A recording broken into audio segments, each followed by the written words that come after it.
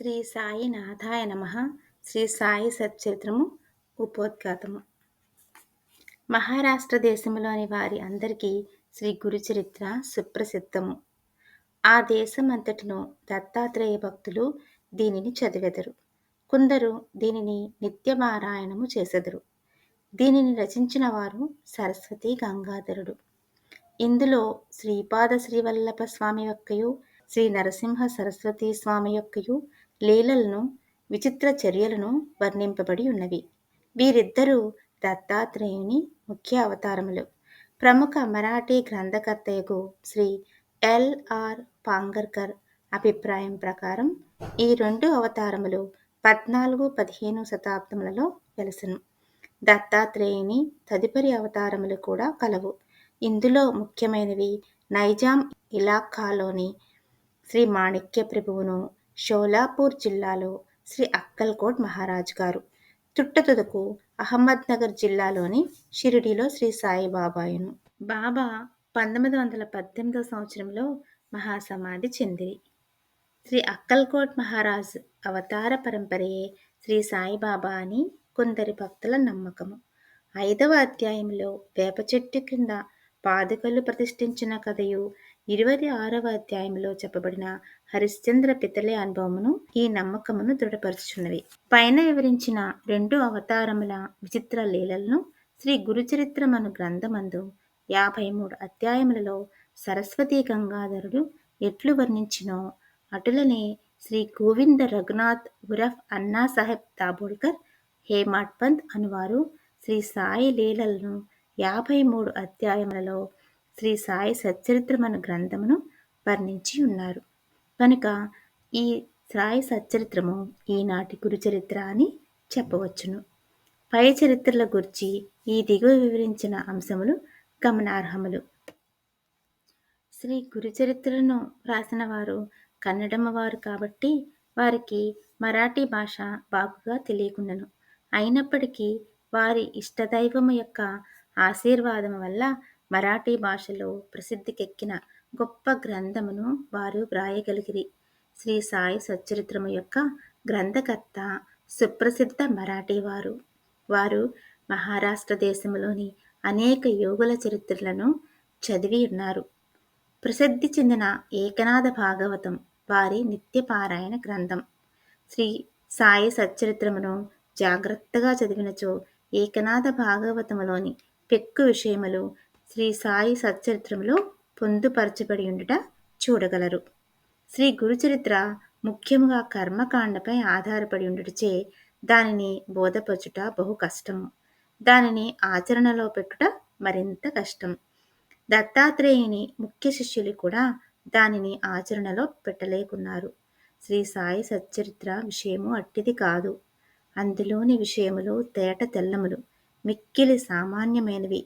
ఇందులో చెప్పిన వారిని అందరూ సులభముగా గ్రహించి ఆచరణలో పెట్టగలరు. శ్రీ గురుచరిత్రలో వర్ణించిన విషయములు అవి జరిగిపోయిన 100 ఏండ్లకు వ్రాయబడిన.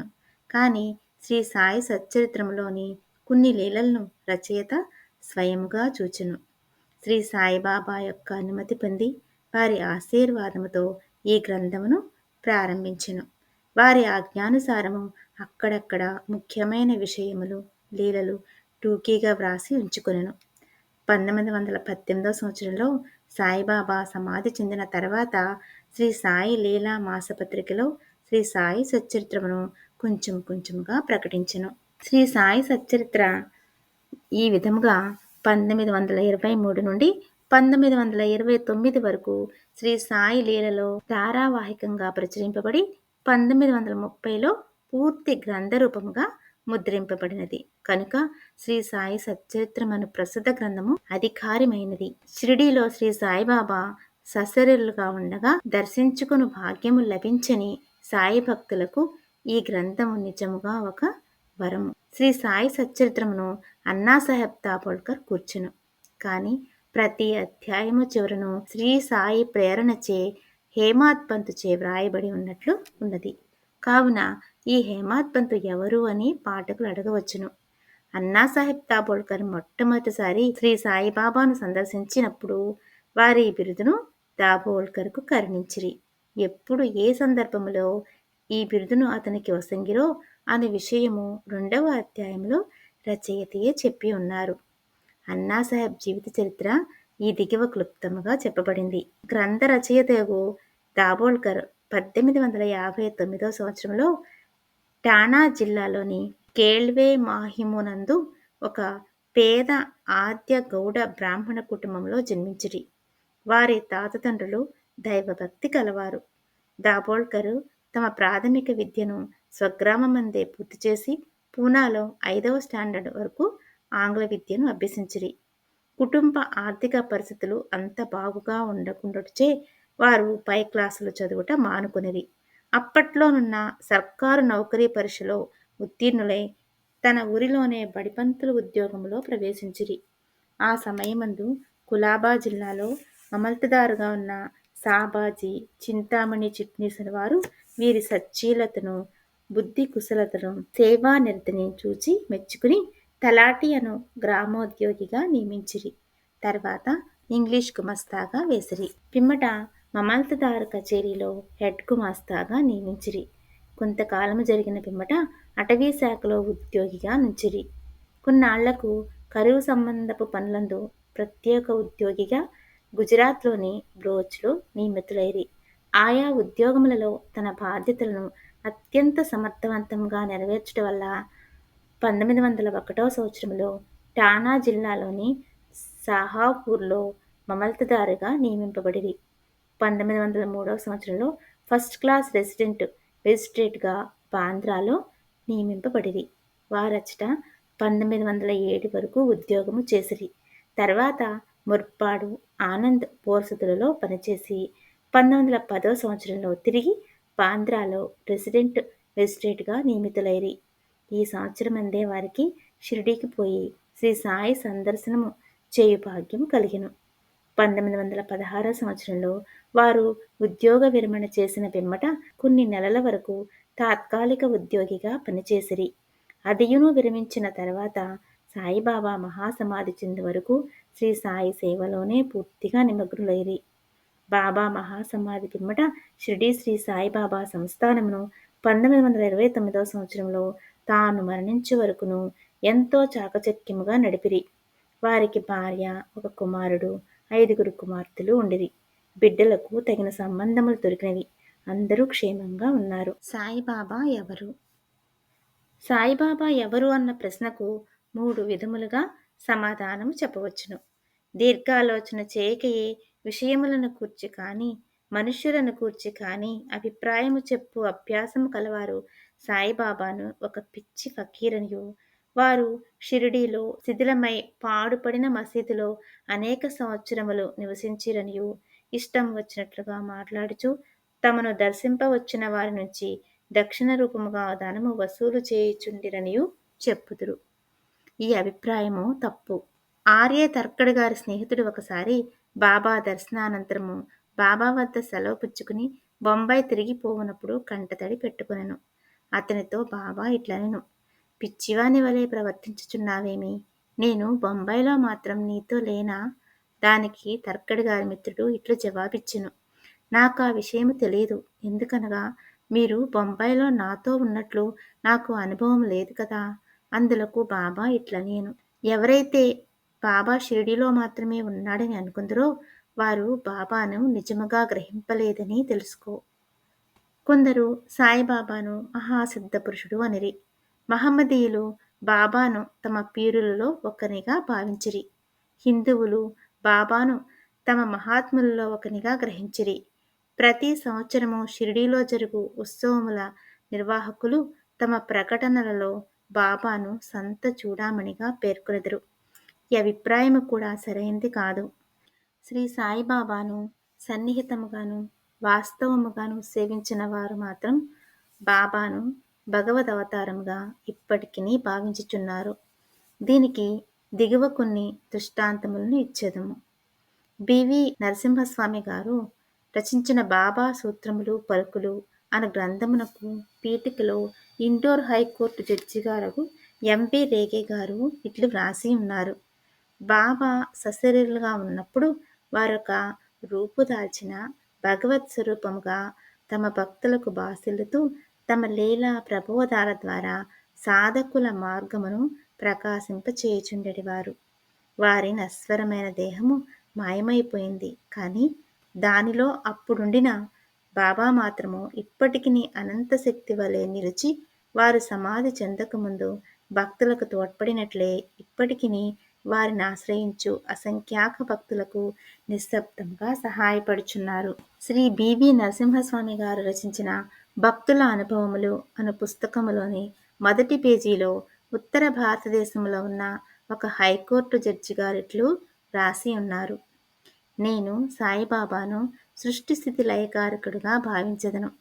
1918 సంవత్సరంలో వారు సమాధి చెందకముందు నేనట్లు భావించితిని. ఇప్పటికీ నేనట్లే భావించుచున్నాను. నాకు మాత్రము వారు సమాధి చెందినట్లు లేదు. నా దృష్టిలో వారు అన్ని పరిమితులకు అతీతులు. వారు మా మధ్య ఉన్నప్పుడు వారి మానవ శరీరము మా కన్నుల ముందు సంచరించుచుండెను. ఒక్కొక్కప్పుడది మా దృష్టిని విశేషముగా ఆకర్షించెడిది. కానీ ఎక్కువ భాగము మా ఎరుకలో నిలిచినది మాత్రం వారి అనంతతత్వమే. శాశ్వతము అశాశ్వతముల అద్భుత సమ్మేళన రూపమైన ఒక మానసిక ప్రతిబింబము వలె వారు మాకు భాషించేవారు. అశాశ్వతమైన తమ మానవ దేహము ఒక్కొక్కప్పుడు మా ముందర తళుక్కుమని మెరిపించేవారు.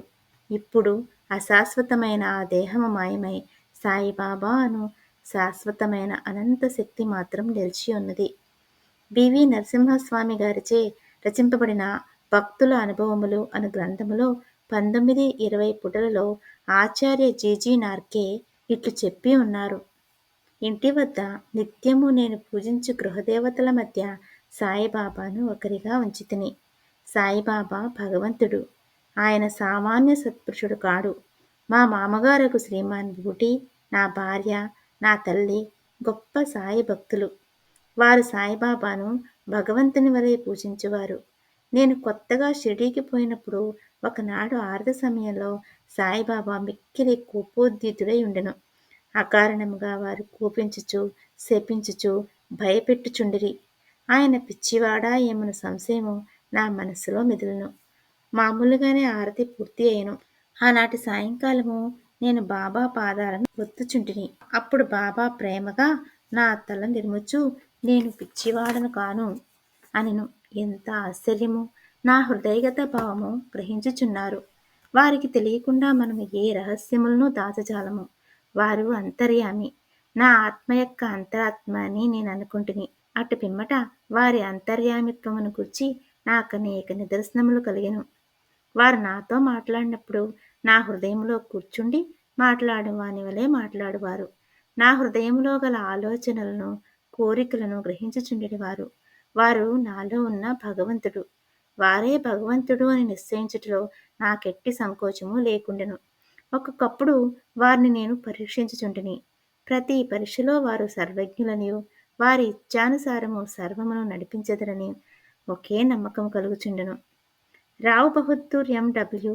ప్రధాన్ రాసిన షిరిడీ సాయిబాబా అను గ్రంథమునకు ఉపోద్ఘాతములో గౌరవనీయులను అమరావతిలో ప్రసిద్ధికెక్కిన వకీలునకు దాదాసాహెబ్ కాపడే ఇట్లు చెప్పి ఉన్నారు. శ్రీ సాయిబాబా ప్రతి వారి అంతరంగమందు మెదలు ఆలోచనలన్నీ తెలిసిన వాని వలె ఉండి వారి కోరికలు తీర్చుచు సుఖ సంతోషములు కలుగచేయుచుండెడివారు. ఆయన భూమిపై నడియాడు దైవమనే భావము కలుగుచుండెను. దాసగణ మహారాజు తమ స్తవన మంజరి అను స్తోత్రమునందు సాయిబాబాను జగత్తు యొక్క సృష్టికర్తగాను, నిర్మలమైన అంతరాత్మగాను, నిత్య శాంతమూర్తిగాను వర్ణించి ఉన్నారు. హేమడ్ పంతు శ్రీ సాయి సచ్చరిత్రము యొక్క మొదటి అధ్యాయములో సాయిబాబాను గోధుమలు విసురుచుండిన ఒక వింత యోగిగా వర్ణించెను. కానీ రాను రాను బాబాతో సంబంధం పెరిగిన కొలది బాబాను భగవంతుడనియు, సాక్షాత్ పరబ్రహ్మ స్వరూపుడనియు చెప్పి ఉన్నారు. షిరిడీ భక్తులందరూ, ముఖ్యంగా మాధవరావు దేశపాండే ఉరఫ్ శ్యామ అనువారు బాబాకు మిక్కిలి భక్తులు. వచ్చిన భక్తులందరితో కలిసిమెలిసి తిరుగువాడు. ఆయన ఎల్లప్పుడూ బాబాను దేవా అని సంబోధించువాడు.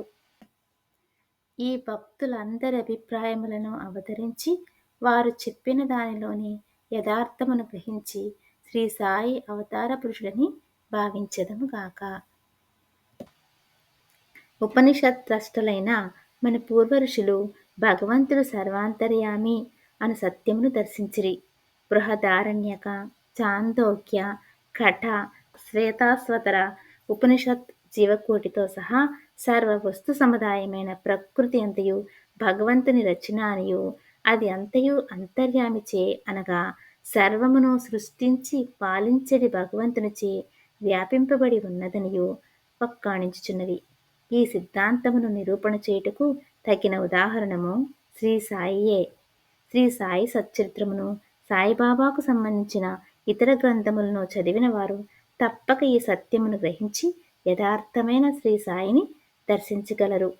శ్రీ సాయినాథాయ నమః. ఉపోద్ఘాతం సంపూర్ణం. శ్రీ సద్గురు సాయినాథార్పణమస్తు. శుభం భవతు.